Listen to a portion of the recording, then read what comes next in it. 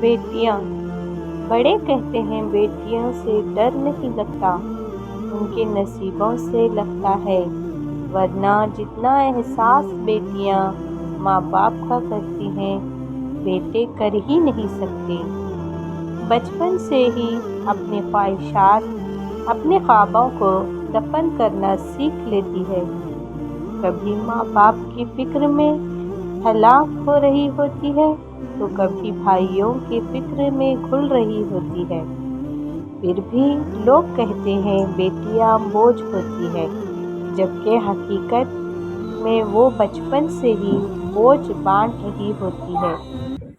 बेटियां तब बड़ी नहीं हुआ करती जब वो ससुराल चली जाए, वो तो बड़ी हो जाया करती है जब वो अपनी माँ से छोटे छोटे दुख और बाप से छोटी छोटी ज़रूरत का इजहार बंद करती है, ताकि इनको तकलीफ़ ना हो।